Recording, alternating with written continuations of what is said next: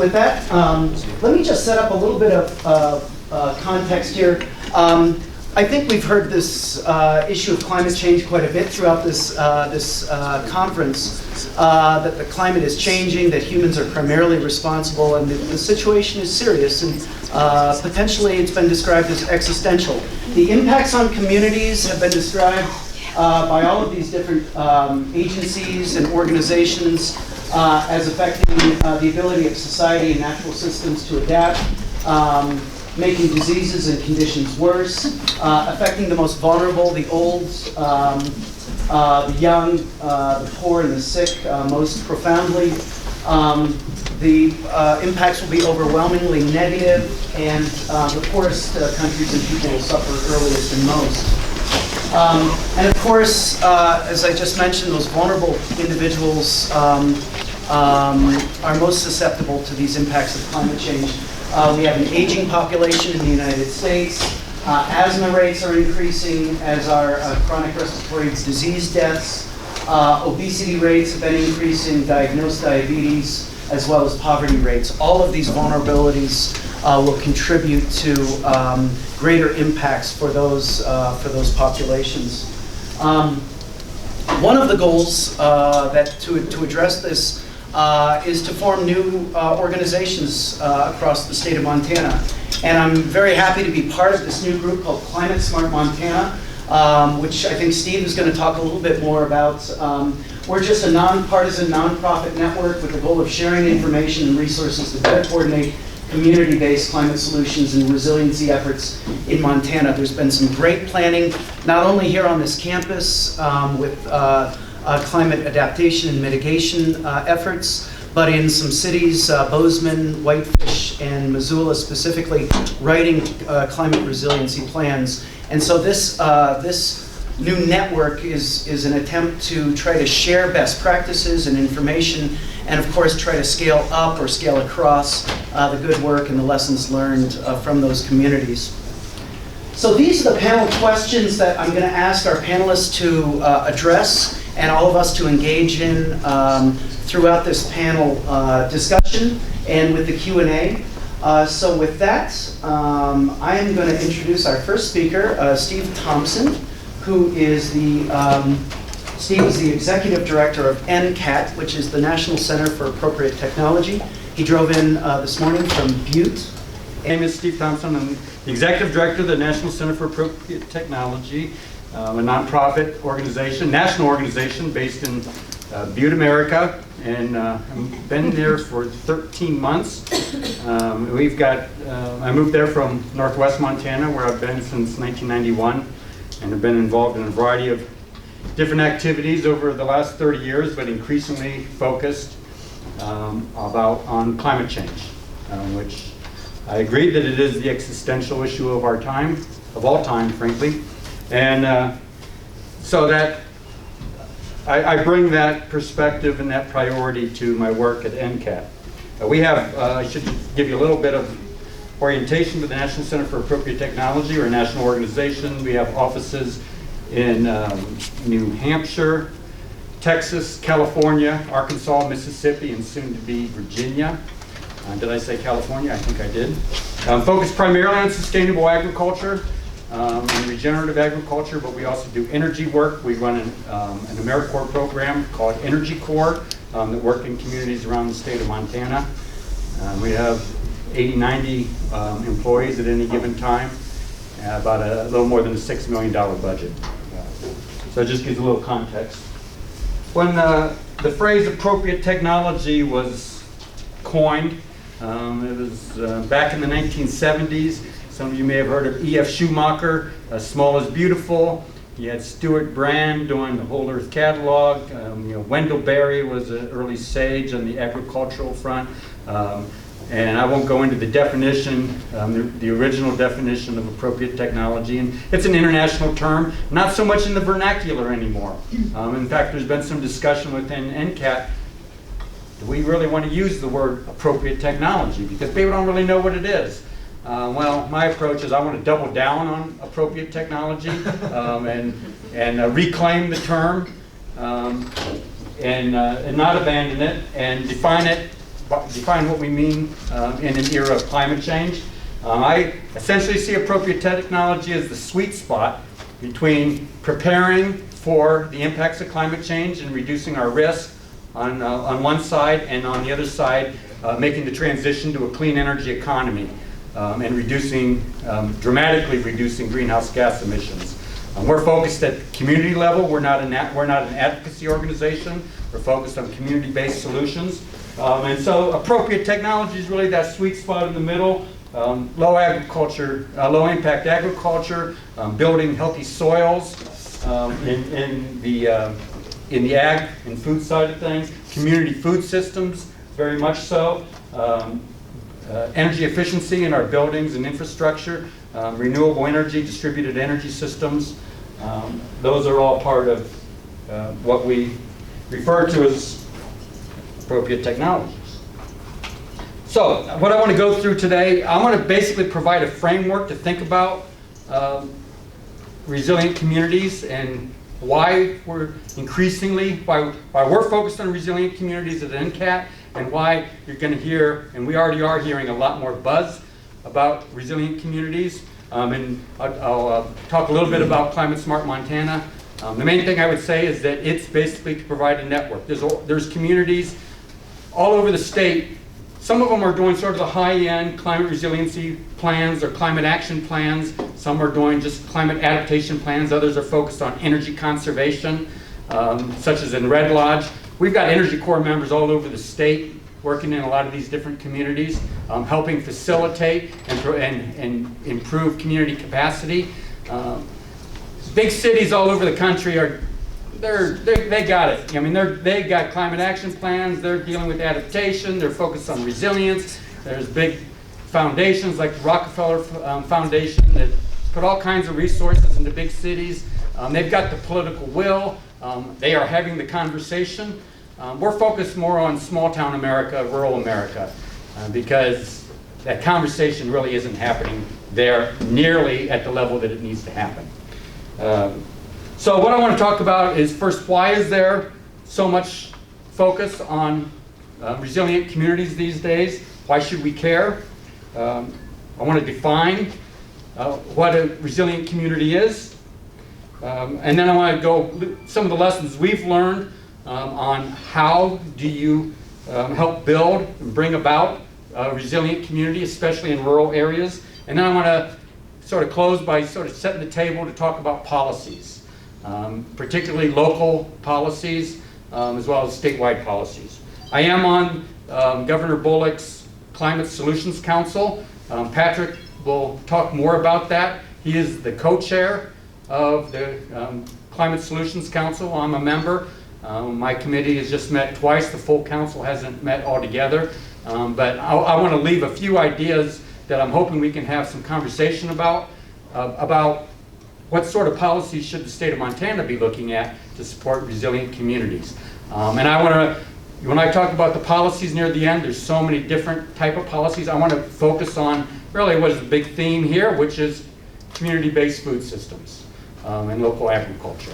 So I'll focus a little bit more on that. Tell you what's happening in different places around the state, such as what we did in Whitefish, what is happening in Missoula in particular is doing a lot in terms of incorporating community-based agriculture, local food solutions into their climate resiliency planning. So first of all, why the discussion about resilient communities these days? Well, we're seeing, and we will continue to see, an acceleration of stresses and shocks to our systems that are related to climate change. But in case you hadn't noticed, things seem to be a lot more volatile these days in the political arena, the social arena, and perhaps before long in the economic arena. So there seems to be just a general increase in volatility and uncertainty, and it is reverberating, really throughout. And I'm just going to focus on the United States. It's reverberating across our landscape, and the challenges in rural America, are distinct and pronounced. And so we're seeing symptoms of these stresses and shocks and such things as the opioid crisis and sort of the breakdown of some of the coherent communities that we think of in the past. Specific to the food system, the best climate projections are that there's going to be more volatility in food systems, as well as in distribution systems. So one of the core principles of resilience is the idea of redundancy. You don't want to be dependent upon food that's grown 1,500 miles away. We choose and we do eat food from far-flung places, but do we want to be absolutely dependent upon that? I would argue that we want to build as much local capacity as possible in the food system. The original concept of resiliency, which is applied in a lot of different arenas, could be personal and psychological. It can deal with systems, can deal with communities, deal with agriculture. There's a lot of ways of using that frame of resilience. But historically, it was thought of as bouncing back from adversity. In this age of climate change, more and more the frame has changed to bouncing forward so that we don't bounce back to the same conditions that left us vulnerable to adversity in the first place. So bouncing forward to be better prepared the next time around, and not bouncing back. But I would take it even further than that, that what I mean by a resilient community is to help enable communities and networks of communities, such as Climate Smart Montana, to make the type of transformative transition that frankly we need in this world now. We really are not in a position where we can just sort of tinker around the edges and take small baby steps toward resilience. We really need to be thinking about transformation in the way we live. And so I'm going to share some thoughts on that.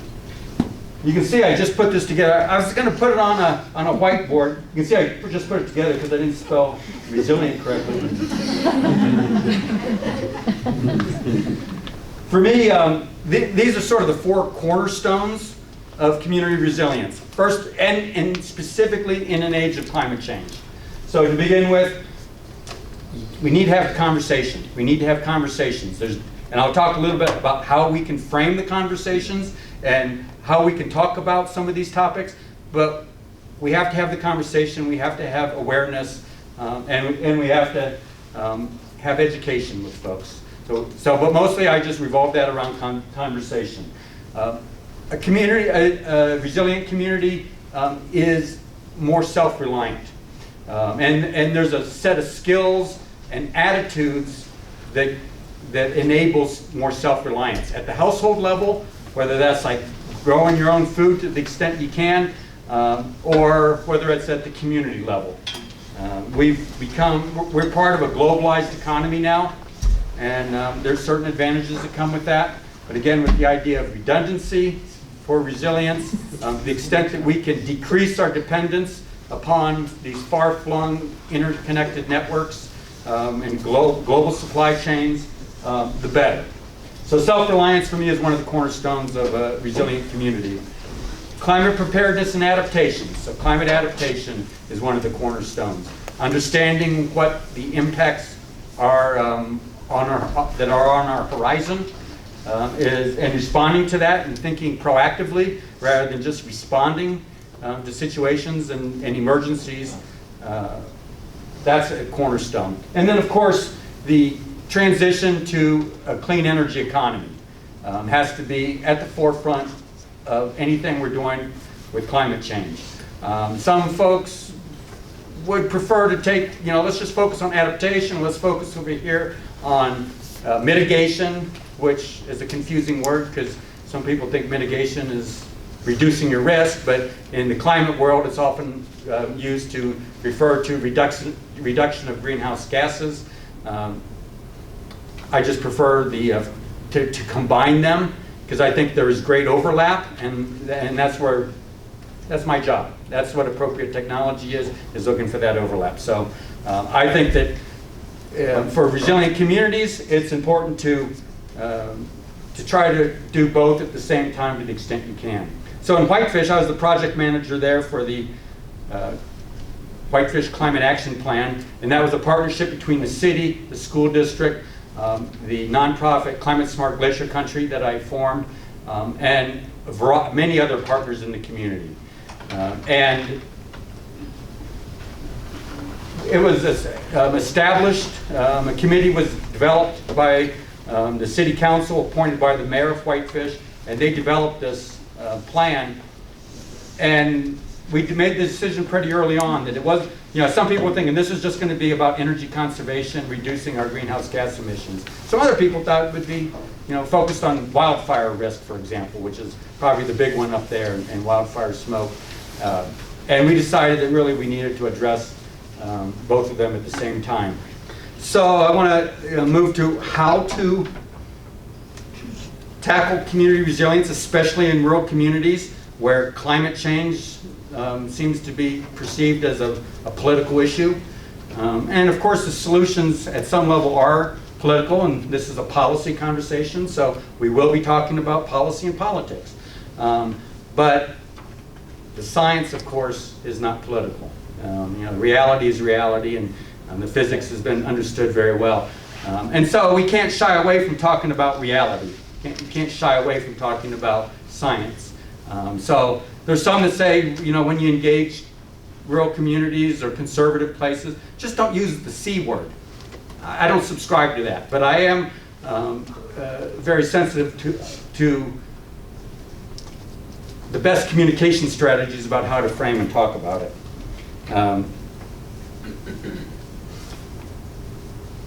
A critical part of how is partnerships. So the way we did it, so I'm going to share some of the lessons I've learned in Whitefish, but in other communities as well, about how you approach this. Partnerships are key, public-private partnerships. A local elected government is a great way to set the table for these partnerships. They are the best representation of the people in that community. They're elected, they have some credibility, they've got some responsibility. School districts, I think, are very important to be part of that partnership.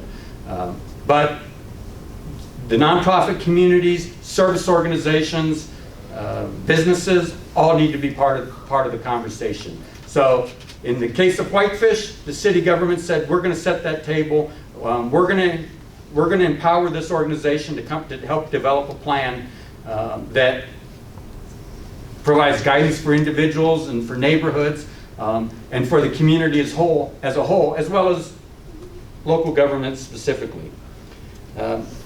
Sometimes you have local governments that aren't willing to have that conversation. They're certainly not going to initiate it. And so in other places, it's going to have to be motivated individuals. And usually in just about any community, there's a few people that are concerned about this issue. And that becomes the basis. It takes you back to the old Margaret Mead quote, which I can't remember exactly. Barb, you can probably remember the Margaret Mead quote. Don't think that. Never doubt that a small group of individuals can change the world. Indeed, it's the only thing. It's the only thing that ever does. So things always start with just a small kernel of motivated individuals. In our case in Whitefish, we had motivated individuals that were able to motivate the city council to take action. The idea didn't start with the city council, but we're a small community, people know each other.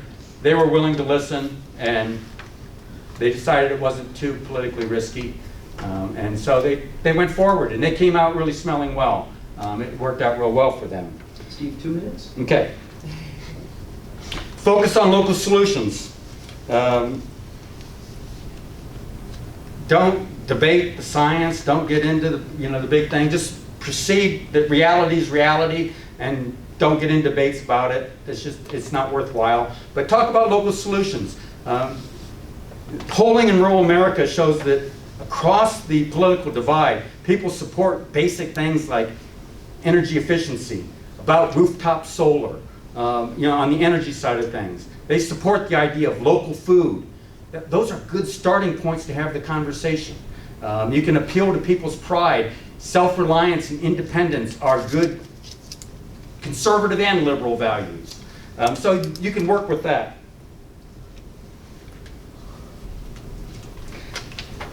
So, Paul, I'm going to just go through some of the policies that are happening right now, and we've got people that know more about some of this. I mean, Bonnie's here from Missoula, and Missoula's doing great stuff. So I'm going to share some of the policies, just to give you an example of the type of policies that can be enacted at the local level. Again, I would start with partnerships. That is a policy. That is a policy decision by an elected government to say, we want to empower and share a table with all these different partners. And we're going to create a citizen committee to help take the lead on this. Economic development policies. In Butte right now, we're trying to start a food co-op. And I believe that a food co-op can be a really important part of a community food system. That is appealing to our local city commission, to the economic development people, because it's about local control, local jobs, trying to support local businesses. That's a policy at a local government level to say we want to support this type of thing. Farm to institution programs at the state, federal level. That's a good example of policies. Food waste and compost collection. Land use planning to protect farmland. Bonnie knows something about that. Cottage food industry laws to support local processing. Public space, providing public space for farmers market. That's a policy. Allowing urban residents to have backyard chickens. Some places, cities are allowing people to plant gardens in public boulevards. That's a type of policy thing that creates it. Steve, I'll ask you to wrap up here. Go to that last slide. This is the fifth part in my concept of what a resilient community is.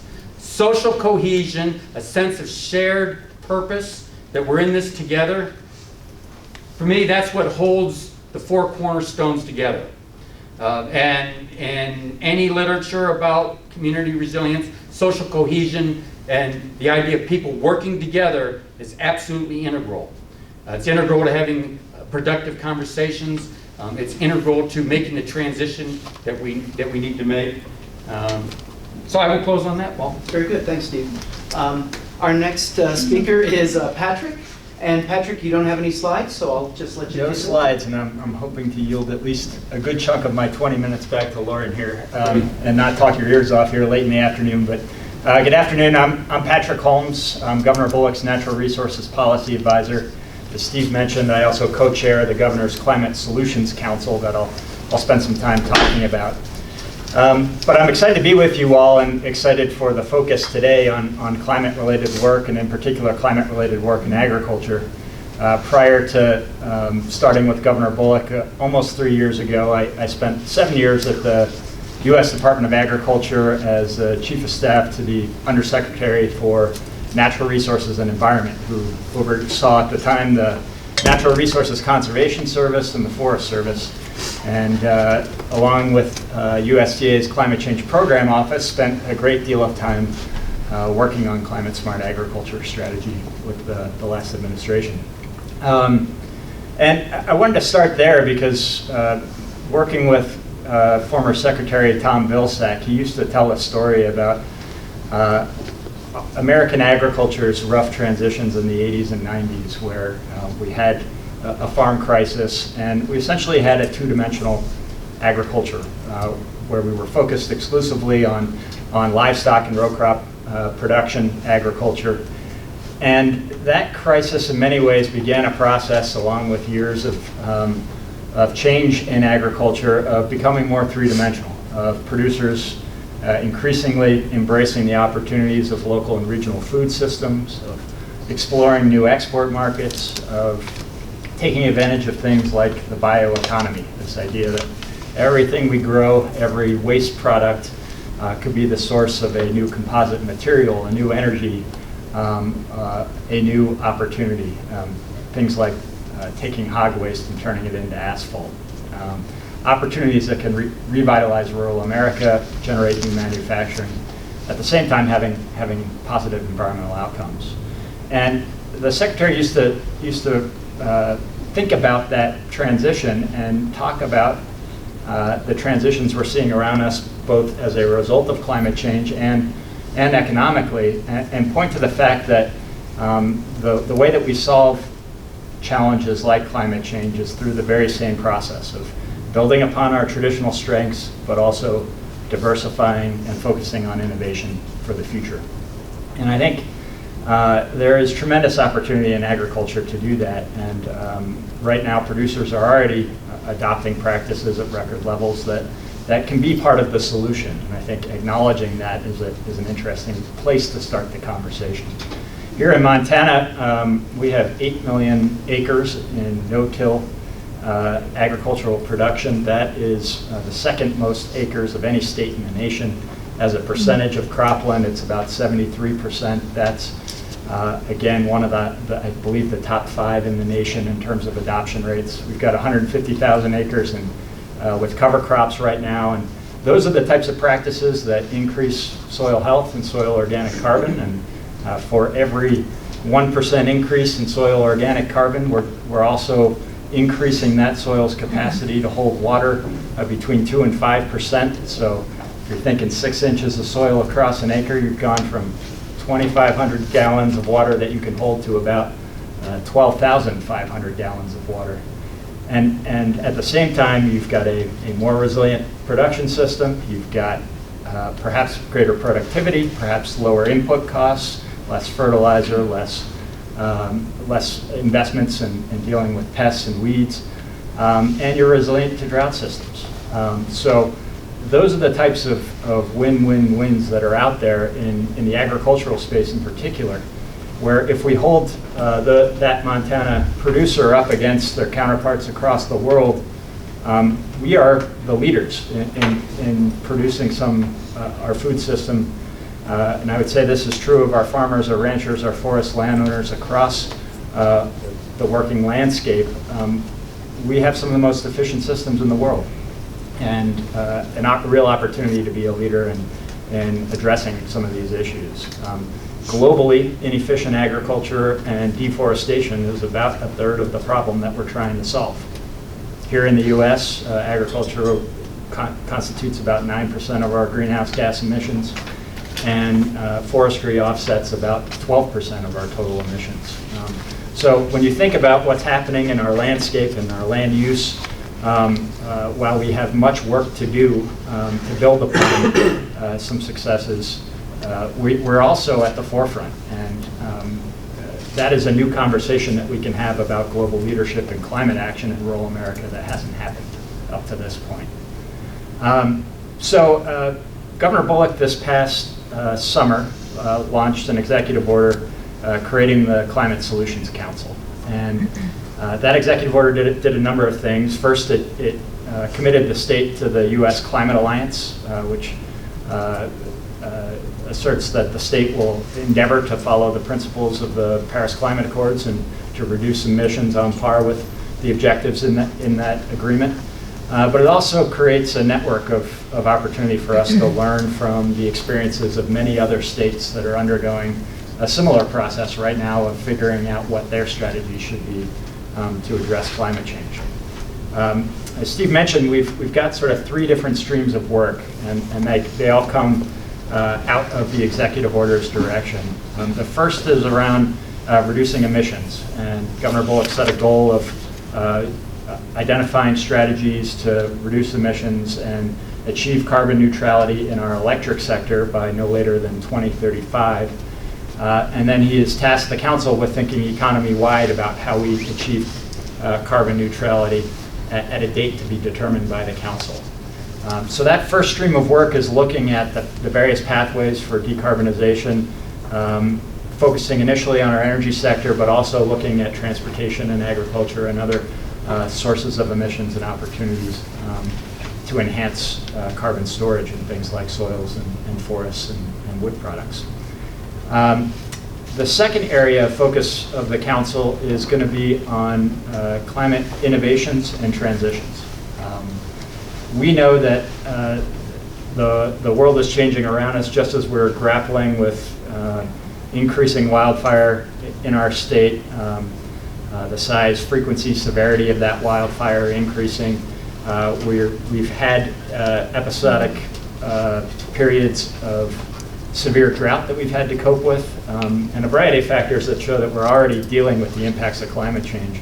And just as we're trying to grapple with those dynamics, we also have changes happening to our economy as demand changes for products made from our state, demand changes for energy generated in our state, and transformations happening to our economy that prompt us to look towards the future in a slightly different way and think about what are our long-term competitive advantages and what opportunities exist for the state of Montana if we recognize the transitions that are happening around us and develop strategies to seize upon those opportunities. So much of that work is being coordinated and focused on partnerships with our university system to build a research development commercialization pipeline around new technology and adoption of new technology. And that's not just things like battery storage and renewable energy that I think everybody thinks about. We're also thinking about things like precision agriculture technology and new opportunities for bio-based products that may have a lower emissions footprint than their conventional petroleum-based alternatives. If we can make those things here in Montana, that perhaps we can create new economic opportunity in how we respond to these challenges. Another part of the work of that subcommittee is focused on transitions, and we know that there will be industries impacted as we move away from fossil production in certain corners of our state, and we want to make sure that those communities are queued up with an economic development strategy that manages that transition in a predictable pathway. So lots of work that will happen in that space as well to think about the landscape and the timing of impacts, where they will be, how we support workers and community economic development strategies to respond to those needs. The last area is around broadly adaptation and climate information and decision support. We're trying to find strategies to infuse long-range climate planning into everything we do at the state government level, but also support efforts like the Montana Climate Assessment, efforts like Climate Smart Montana, that are getting good information into the hands of decision makers, leveraging traditional tools like extension and others, so that we're producing relevant climate smart information for folks to make decisions in their businesses, at their community levels, et cetera. Across all three of those buckets, we're trying to endeavor to learn from what is a great history of productive work that's been done in our state, beginning in communities like Whitefish and Bozeman and Missoula, but also our tribal nations who have done climate action planning and have some experience that we can draw from. And one of the things we want to make sure we're doing is building upon that experience and helping both those communities and other communities that want to take on these challenges access the resources and tools they need to be effective. The last thing I'll say here, and then yield the floor here to Loren, we very much feel like we're not starting from scratch. And the work that we're doing is trying to build upon a track record of progress here in the state that maybe has flown a little under the radar. But we've quadrupled our solar energy generation under Governor Bullock's tenure. We've doubled wind generation in our state. We have efforts like the Montana Climate Assessment that is, we think, among the best products of its kind in the country for local information on what's happening and the trends. We need to build upon and expand that so it covers other sectors and continues to provide timely information. We've got these community-based experiences that we can draw from as well. And right now, a lot of what has been happening, I should say one other big thing that the governor has done is work with the Bonneville Power Administration to reduce barriers to moving wind to West Coast energy markets, and has developed a set of recommendations there that I think positions us to take advantage of some unique opportunities for continued export of energy from Montana to meet the demands in other states. All of that body of work is important work. It's a good foundation, but it's very diffuse. It's not well known by everybody who is interested in the climate space. And so one of the tasks we have is to curate and pull that all together into a place where it's accessible and digestible, and everyone knows kind of where we're starting from in this conversation statewide. The council will provide a series of recommendations in about a year's time. We will be issuing draft recommendations on an accelerated time schedule by the end of January, which that makes my heart kind of beat a little fast, and I think Steve probably feels the same way.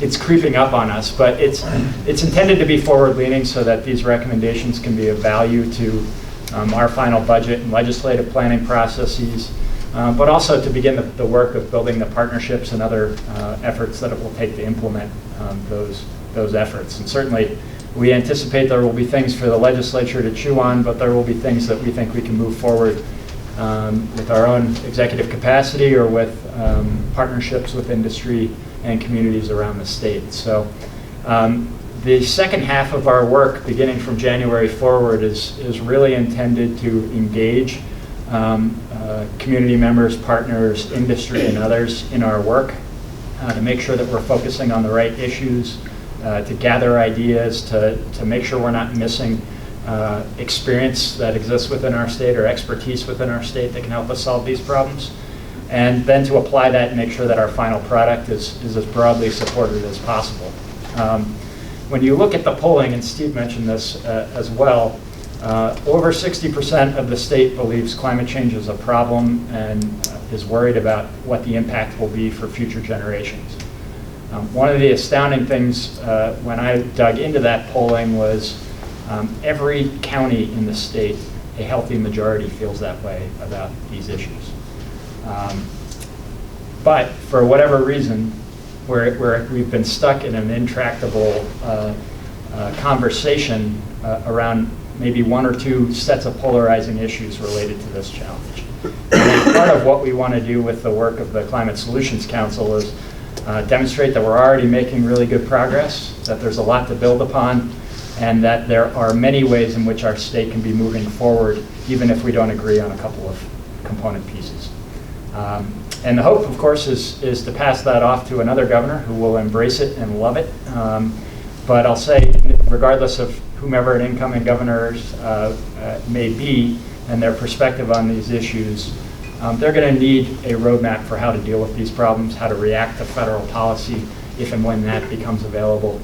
And our hope is to build a pretty broad coalition that can help navigate some of the political difficulties that come along with implementing this work as we move forward.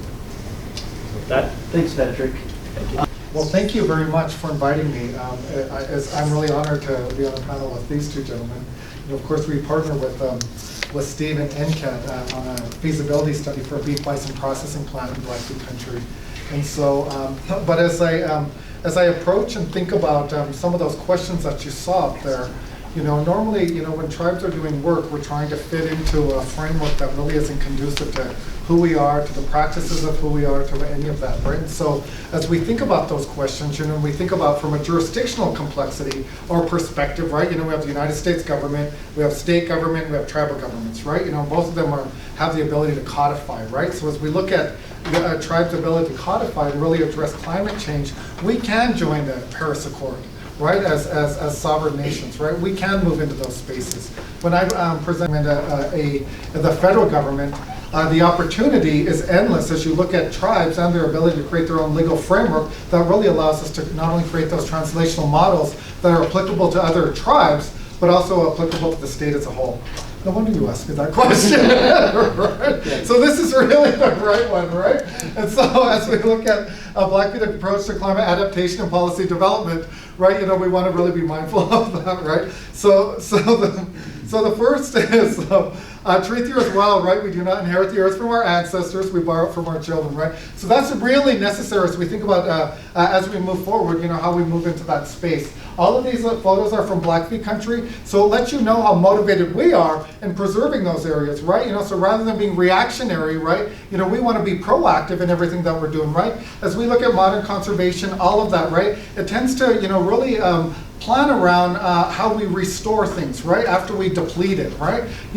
But the beauty in Indian country, right, is that we can actually be proactive, right? So as we think about the preservation of biodiversity, all of that, and its correlations to climate adaptation and climate planning, we want to be cognizant about that. So in terms of the roadmap for today, right, I'm going to talk a little bit about who we are, the threats, our advantage, the fact that we are sovereign and how we utilize that in policy development, right? And then substantiation, right?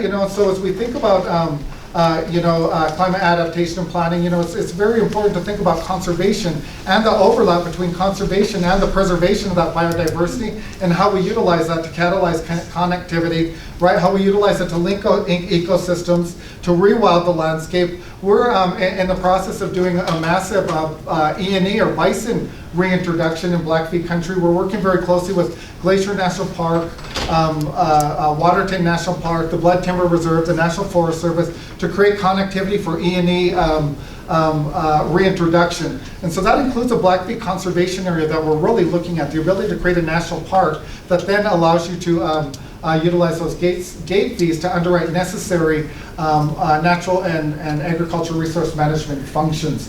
As we look at the Supreme Court and the hampering of tribes' ability to really bring in revenue, right?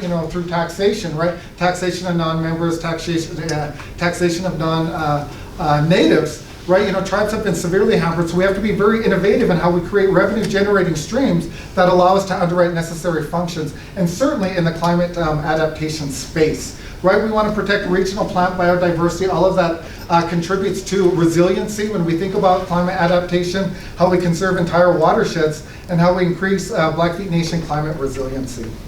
So as we think about that, the first is to really understand where we're at, right? And so we're, we border Glacier National Park on the west, right? Alberta, Canada on the north, and so we're on 1.5 million acres. We have 5 watersheds, 518 miles of streams, 180 bodies of water, mostly prairie pothole wetlands. We have 51,000 acres of those wetlands and about 175,000 acres of forest land. So in our little neck of the woods, we have 80% of the large vertebrates in Montana. We have 8 cultural keystone species, right? Bison, grizzly bear, wolverine, deer, elk, black-footed ferret, swift fox, and beaver.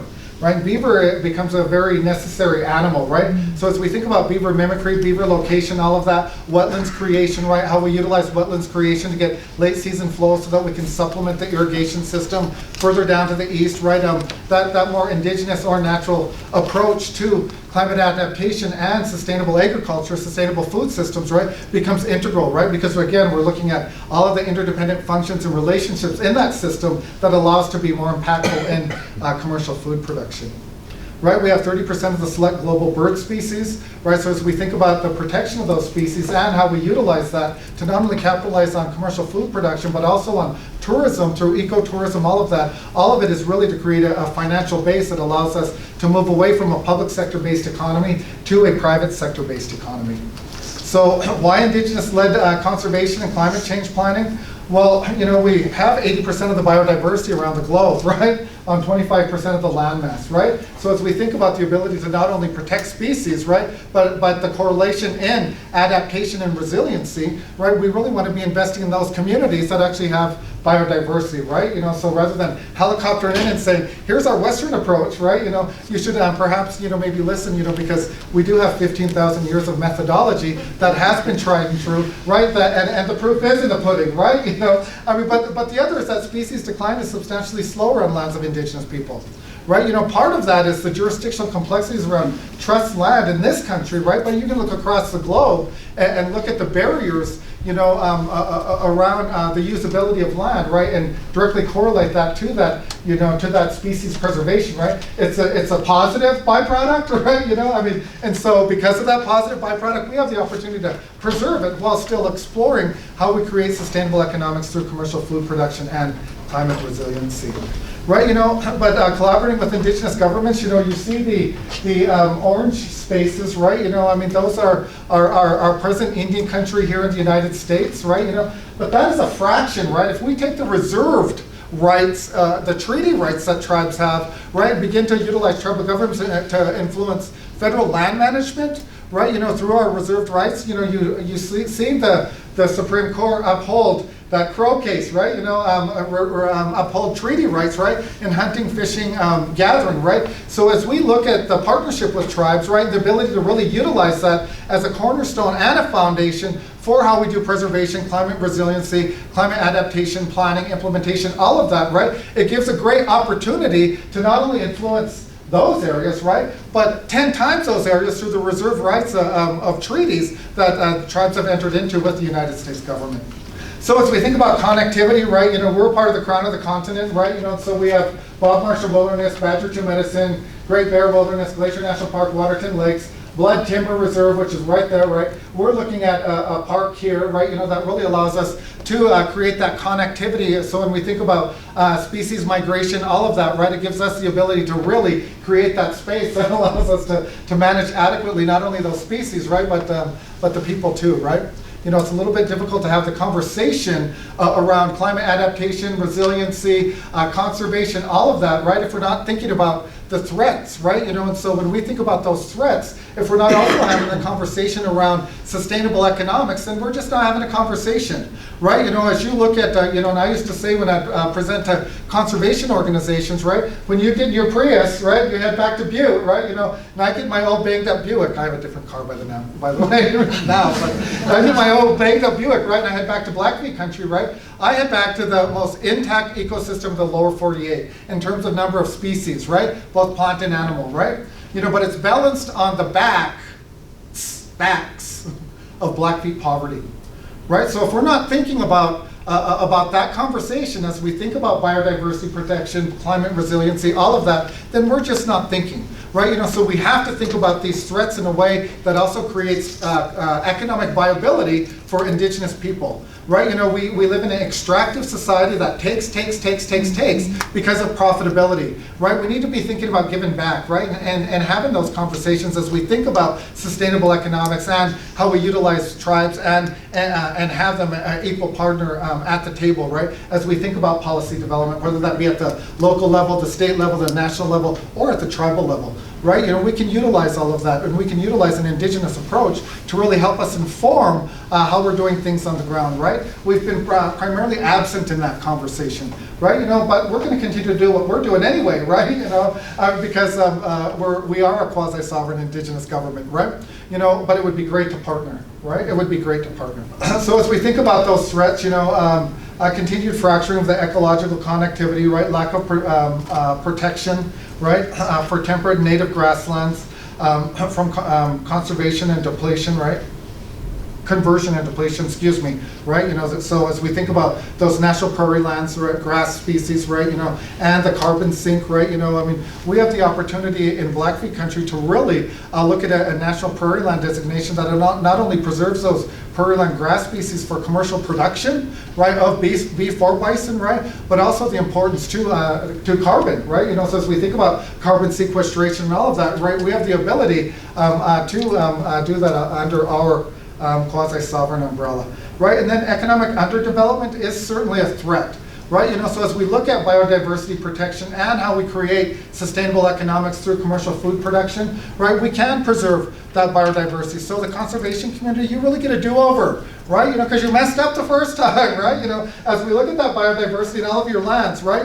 And so you get a do-over, right? So partner with us. Right, and then as we look at the continued health crisis, right, that is something that we absolutely have to address, right? You mentioned it earlier, but Native people, right, die 20 years younger than our non-Native counterparts, right? So if we're not thinking about how we also narrow health disparities through the implementation and the creation of our plans, right, then again, we're just not thinking. So as we think about the opportunity, right, that's opportunity for conservation, right? Develop a Blackfeet conservation area that improves the health and the well-being of Blackfeet people, right? So that's what we're working on in a current feasibility study that we're about halfway through. I'm sorry I'm speaking, this is a lot of information, I feel like a fire hose, right? But if I'm gonna get through all of this, I have to speak really fast, So as we think about the Blackfeet Climate Adaptation Plan, right? The plan was developed in 2017-18 by the Center for Large Landscapes Conservation, right? The Blackfeet ARMP provided all of the objectives for the agriculture section. So to answer your one question, right, we do have agriculture in our climate adaptation plan. So as you look at off-water, stock water, solar-powered pumps, riparian protection, all of that, that's integral to that larger system, right? Agriculture and commercial food production is a big part of that, right? So we want to be cognizant about that. As we think about our advantage, right, and how we promote healthy ecosystems, this is just one of the goals. It's just an example. You can find this on, I think it's blackfeetclimatechange.com, right? This is just an example of one of the goals under the agriculture section around promoting promoting healthy ecosystems, right? The first is to promote soil health, right? So as we think about how we utilize that quasi-sovereign authority, right? We can include soil quality and soil health as a part of the appraisal process or as a part of the valuation process. So as we look at the valuation of land, right, those are things that we can do under an indigenous government, right? There's many other things, I won't go into them in detail, but I want to give you the framework, right? So you get an idea of the spaces that we're moving into. Right, the biggest thing is that we're sovereign, right, or quasi-sovereign at the very least, right? We slide under the United States Congress, but at the very end of the day, we have the opportunity to enter into our own international trade agreements. We have the opportunity to create our own codes, right, to create our own regulation, to create our own standards, right, to create our own standards. Right? So as we think about medicinal plants, traditional foods, native seeds, right, we can create our own standards and then put tribes in the forefront. We don't have criminal jurisdiction over non-members. We do have civil jurisdiction, but you have to have a code in place, right? So as you think about how you utilize codification to really address many of these challenges, it puts tribes in a position, a really good position, right, to protect those natural resources. So if you get exploitation, you can actually write that $2,500 ticket and it will stand up in federal court, right? And so we need to really be thinking about the innovation around how we utilize indigenous governments to really move into those spaces that already established governments can't really move into, right? Or have much more difficulty moving into those spaces, right? So we can pilot, right? We can also codify, right? I'm not going to go too much more into this, right? I think that you get the picture in terms of policy development and how we utilize that not only in planning and implementation, right? But to also redefine that space in non-native spaces as well. Yeah, we maintain and exercise the authority of the self-governed, right? To pass our own laws and regulations, right? So this particular mountain, I'm happy to say that I climbed, right? That's Chief Mountain in Blackfeet country, right? So as you look at that, and you look at the proposed Blackfeet conservation area, I'm going to go over this real quick because I think I have very little time, right?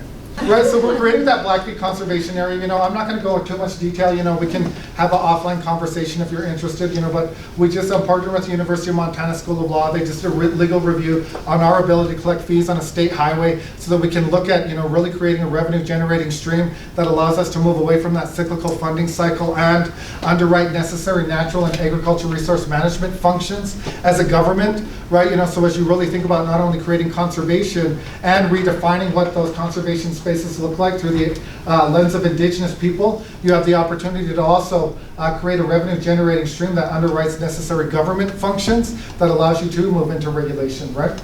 Everything that we do is values focused, right? And it's driven by our core values. I'm not going to go over each one of those values, but as we think about the practice of who we are as Blackfeet people and how we utilize that to inform everything that we're doing in a modern context, we want to be cognizant of these values. We want to practice them 24 hours a day, 7 days a week, 365 days a year, right?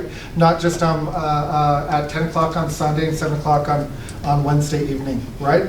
All the time, right? And if you utilize these core values to inform everything that you're doing, then the challenges that arrive from all of the planning and implementation, right, tend to dissipate on their own, right? So these are the methodologies that we use that are tried and true, right? The others that our people support conservation. As you look at conservation across the board, 77% supported tribal conservation area. 20% don't know, right? So that's an opportunity to move that up to about 96%, right? 97%, right? 81% support grassland protection, right? 89% believe conservation creates jobs. As we look at people of color, right? And we look at the ballot box, right? You know, about 80 to 90% of natives and blacks support conservation and climate planning and implementation, right? About 65% of Hispanics and Asians support it, right?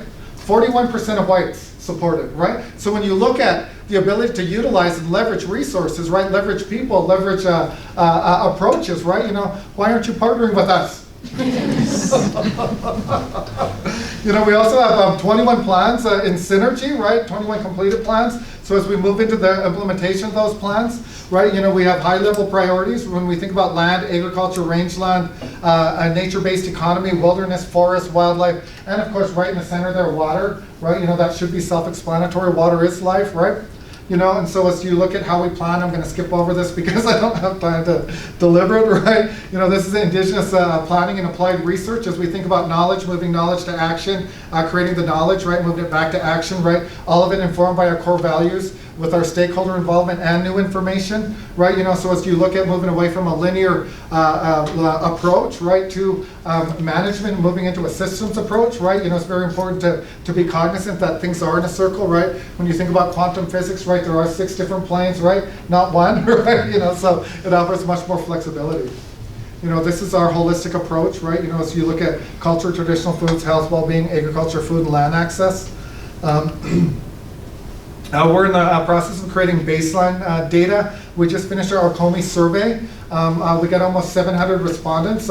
We tried to keep it real short. It was about 22 pages, I think 117 questions, right? But it was to create baseline information, right? So as you look at the need to support conservation, bison reintroduction, all of that, you know, we've created that baseline data. You know, we want to look at intellectual and biosystem property protection, right? So as we look at research, you know, and how that research is being done in Native communities, we want to ensure that we're protecting the intellectual property rights of tribes so that they're owning that data, so that they can utilize it to substantiate need, right? You know, and so we need to ensure that we're moving to that space, right? You know, as you look at our metrics, right, we're creating a well-being index, right, that really has 7 indicator areas with 45 variables that allows us to measure well-being down to the watershed level. So when we think about climate adaptation, climate change planning, all of that, conservation, all of it, right? We want to ensure that we're thinking about health, well-being, people. You know, we can talk about animals all day long, right? But if you don't add people to that conversation, then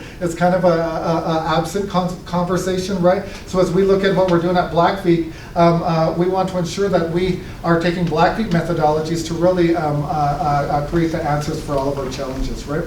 You know, and so these are some of the expected benefits, right? As we think about large landscape connectivity, access to trails and open space, all of that, you can read it. I won't read all of them for you. Economic development is a big one, prairie land designation, access to healthy foods. These are our partners in that conservation collective, right? As we think about moving into that space, we have some good folks that are at the table that are also helping us think through many of these approaches, right? But they are allowing it to be indigenous-led, which is how it needs to be, right? You know, when we think about how we get there, you know, even this guy supports conservation with tribal folks, right? That's the Dos Equis guy, right? You know, so if he can substantiate it, so can you, right? You know. As we think about philanthropy, right, the roles of funders, right, you know, we really want to be supporting indigenous-led efforts, having budget equity, you know, supporting initiatives that have FTEs based in Indian country, right? We're never going to build capacity if we don't, right? I won't go over all of those. So what is life? It's the flash of a firefly in the night. It's the breath of a buffalo in the wintertime. It is the little shadow which runs across the grass and loses itself in the sunset. As long as the sun shines and the waters flow, this land will be here to give life to men and animals. I came from a Blackfeet overlord. So thank you. Thanks for that round of applause. I was going to ask for a round of applause for Loren dealing so gracefully with my mistake. So we now have time, about 25 minutes for questions. So I'm going to pull up the guiding questions and put them on the board. But do any of you have questions for any of our panelists or comments? Questions or comments? Please, here.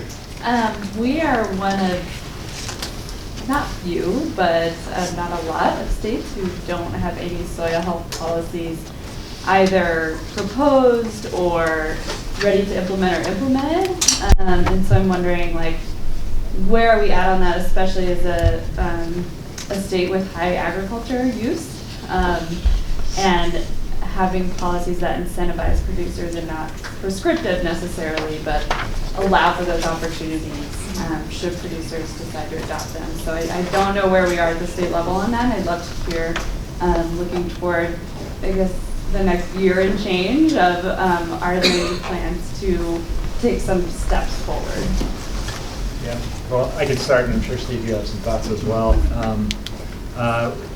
We don't have a comprehensive framework around soil health, or for that matter, any other climate smart agriculture related practices at the state level. And certainly we think it'll be an area of focus for our work in the recommendations that the council will put forward, in part because it's one of the places where we're already showing tremendous leadership as a state. And there's so much more potential out there to build upon that foundation of work. It's difficult work to do from just a state perspective, and it really requires some coordinated partnerships with all of the entities that serve producers, Farm Service Agency, NRCS in particular, Cooperative Extension, county watershed groups, a whole host of folks who can contribute to getting good information to producers and can change the conversation. Part of this can be done through traditional conservation programs and our ability to take from various aspects of the Farm Bill toolkit and apply them to create incentives that reduce the cost of adopting these practices. I think a lot of the adoption is happening because we've demonstrated the multiple benefits associated with adopting the practices, and that there are sort of a risk management related set of benefits and some productivity related benefits that all contribute. It is going to take more work beyond that, and I think at the end of the day that happens by producers getting paid for a premium for adopting good practices on farm. And we think over time that is an area where Montana producers could really benefit, because I think, as I said earlier, as you hold up that measuring stick and begin to measure the environmental footprint of operations in the state, we have a good story to tell, and with some additional resources, some additional capacity, we can do a whole lot more. I would add to that the conversation about soil health legislation or some type of soil health policy has begun, and I'm raising it in our committee on innovative technologies. Innovative technologies don't have to be brand new. We just need to take good technologies, appropriate technologies to adaptation. And sometimes that requires innovative policies to help implement that sort of thing. And so I have a personal interest in, and hopefully to take to the full council, the Climate Solutions Council, that we maybe at least help develop a framework for what a soil health policy might look like. There's been, in the last 5 years, there's really been an explosion in state level soil health legislation. New Mexico just passed some interesting legislation, and it needs to be supplementary to NRCS supported type of practices, and I don't know what that looks like for Montana. And I actually hope to raise the conversation tomorrow in the Grow Montana Policy Coalition discussion about what soil health legislation might look like. Any comments from you, Loren? Sure. I can tell you what we're doing. We're not the state. So we're really looking at how we incentivize products, right, in exchange for voluntary conservation. Right, so as you look at the beef bison processing plant that we're working on, right, that we're halfway through the feasibility study for, we want to look at priority access to processing facility for those producers that are moving into voluntary conservation. So as you look at access to resources or gaining access to resources, we want to look at NRCS, right?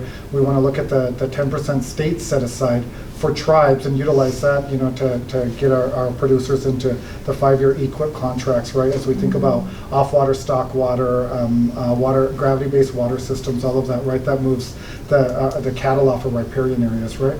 We also want to look at the targeted implementation plans under the state NRCS, right? Montana's the second state to move into that space behind Oregon, right? So as we look at, the ability to compete in that, and those priorities are really created at the county level. So when you think about irrigation, drip irrigation, all of that, right? Anything that has a lower impact on groundwater, right? We want to begin to make those resources available. The third is that under the Farm Bill, we were very proactive in the Farm Bill legislation, right? We were able to get, I think, 66 native provisions in that Farm Bill that really looks at leapfrogging the state and going directly to the tribe, right? So as you look at the, that pot of money, right? One of the requirements under NRCS and EQIP is that the secretary enter into direct line funding agreements with tribes. So we've been participating on the rulemaking process behind that, right? So that at the implementation level, we have better control about what that is, right? So when you have the 5-year contracts, you have targeted implementation, right? We can be utilizing that to underwrite off-water, stock water, solar-powered pumps, fencing, right? Some of those other methodologies that allow you to provide the resources for farmers and ranchers to move into those programs voluntarily. But that's just the public side, right? When you think about the private side, we're also, we work very closely with the Native American Agriculture Fund, who met with Audubon in DC 2 weeks ago, right? And so we added some language to that conversation. So as you look at the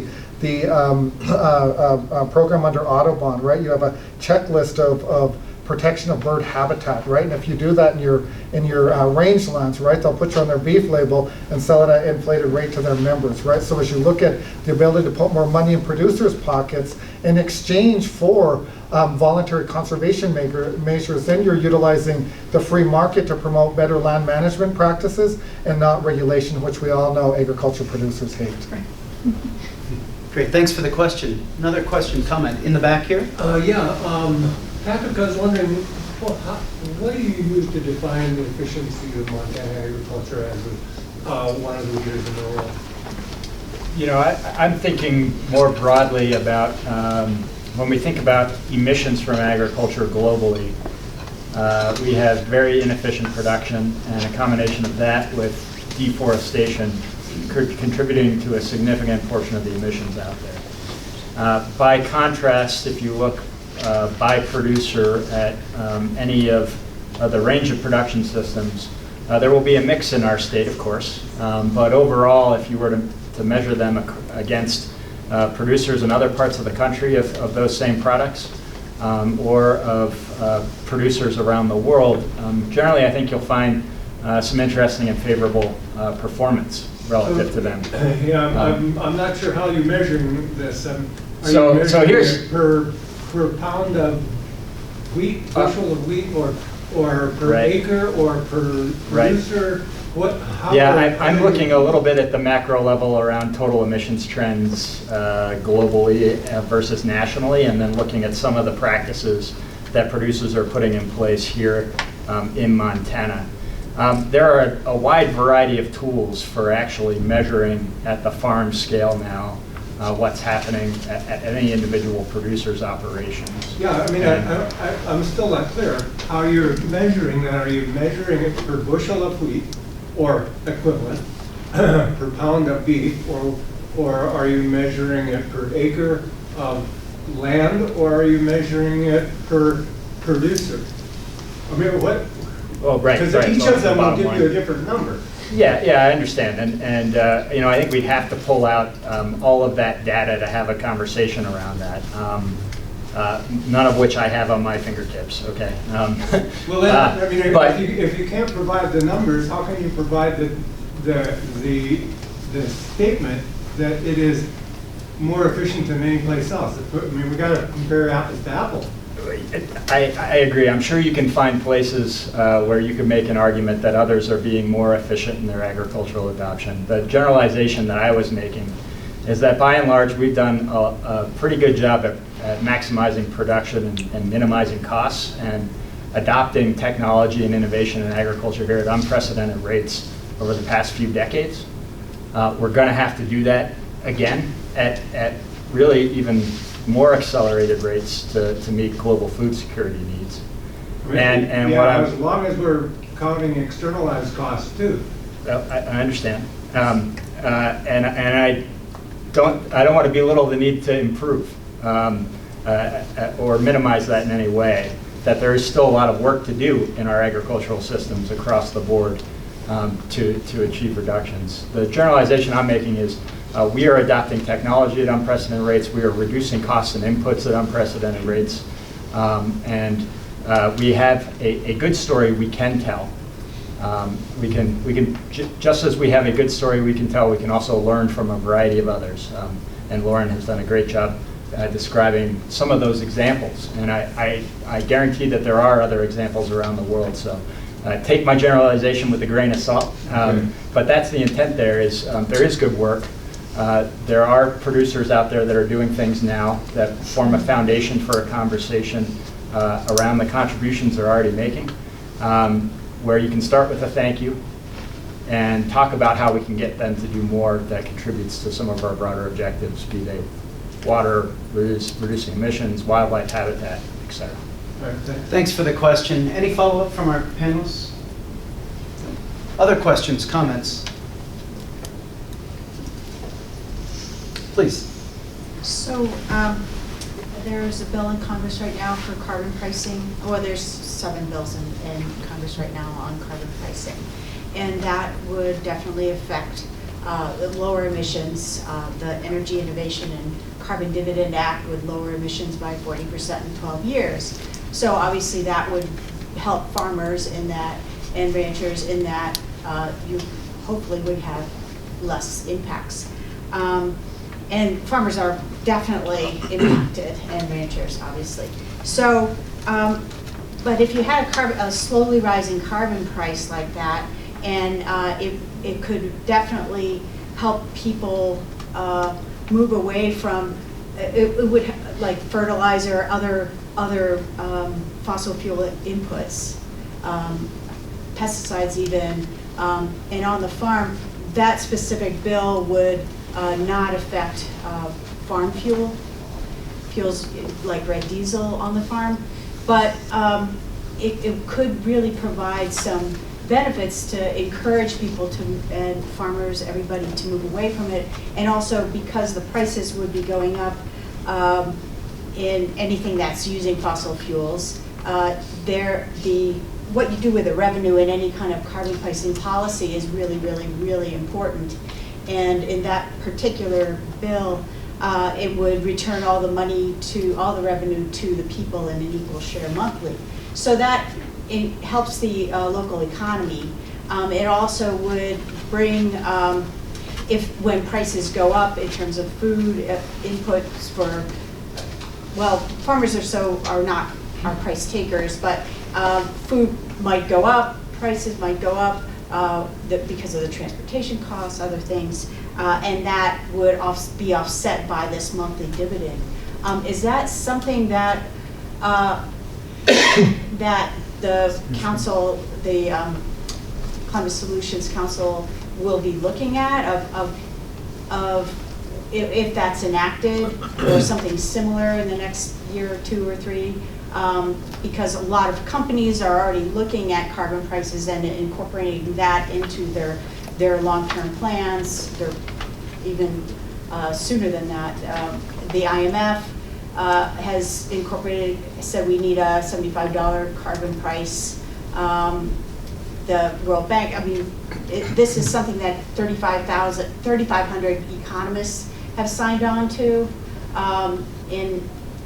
which is unheard of, the 3,500 economists in the US saying that we need a carbon fee and dividend policy. So is this something that's going to be incorporated into, and also on, I don't know if the Blackfeet are looking, have thought about how that might affect them. People, what's Sure. So, well, we are actually just in the middle of doing a feasibility around carbon capture in Blackfeet country and markets, right? You know, and so I think that as you look at that, you know, national legislation and monitor it very closely, and you think about the benefits to Blackfeet farmers and ranchers, we certainly are looking at that as well. You know, so as we look at, you know, again, you know, what I explained in that earlier question, as we look at the ability to put more money in producer and farmers' pockets in exchange for voluntary conservation, you know, we can look at the carbon market as being one of those viable revenue generating streams that would really help not only offset the cost, but also to allow greater profitability and better conservation in those spaces. And so we are considering that. The second part of that feasibility study for the Blackfeet conservation area is that prairie land designation that really looks at carbon and how we can utilize that to not only preserve those prairie land grass species, but also how we create greater marketability for the products that we grew on those So spaces. you're talking about carbon capture and sequestration with agriculture versus Right.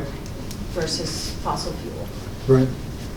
That would not be in a lot of these bills because of the quantification issue, and we're still trying to figure out how you would price a credit. But what's up right now is on just fossil fuel, and safe and permanent carbon capture and sequestration would be refunded in those bills, in some of the bills. Let's give Patrick a chance to respond. Sure. So I do anticipate that the Climate Solutions Council is going to spend some time thinking about federal policy and how that may impact the state and our work moving forward. I don't know to the extent that we're going to get into specific policy, but we'll be looking at, you know, as part of our modeling exercises and other things, what a price on carbon or a cap and trade or other of the common proposals, what types of impacts they may have on the state and how we might want to prepare and respond to those. I think one of the opportunities that exists, I think, is for in any of the price on carbon proposals is for some of that revenue to be redistributed to impacted communities and to their transition needs, to fund work that contributes to overall goals of reducing emissions or preparing for climate-related impacts, to do that work in communities that may not have access to resources to achieve those goals now. And so part of the broader work that we're doing and that Steve's committee in particular is doing is taking a good broad look at what those opportunities and needs are for the state, so that should funding like that become available, we have a plan to put that in place where we think it can have the greatest impact. Other questions? We've got just a couple of minutes left. Questions, comments? Maybe some last statements from our panelists. Maybe some statements or thoughts you'd like to leave us with in just the couple of minutes that we have left. Sure. So when we think about, you know, a lot of the work that we're doing, right, you know, and our participation at the national, regional, and the local level, you know, we're really looking at, you know, we're just state NRCS doesn't have a edge of field water monitoring program, right? We're developing that at Blackfeet country, right? We're looking at the impacts of runoff from chemical-based and natural fertilizers.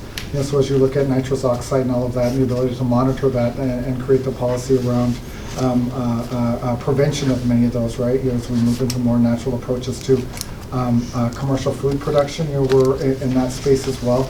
You know, as we think about the national level, we just recently got one of our Blackfeet farmers on the National Task Force for Precision Agriculture, right?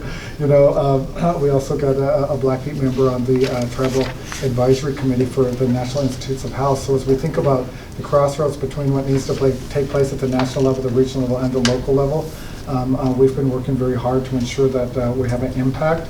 We all know that you build power through boards and commissions, right? You know, so as we look at the participation on those boards and commissions and how we utilize that to leverage what we're doing on the ground, you know, our hope is to certainly create the translational models that are then have the ability to be duplicated not only in other Native communities but in non-Native communities as well. And so thank you for having me here. Thanks, Loren. Yeah, I'll just add my thanks as well, and an invitation to you all to stay engaged with the work of the Climate Solutions Council. Our committee meetings, our full council meetings are all going to be public meeting opportunities.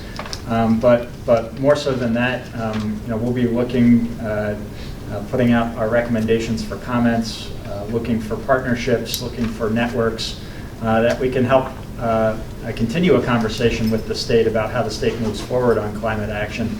And having really broad engagement and support, the ability to tap into your expertise and partnerships is going to be critical to our success.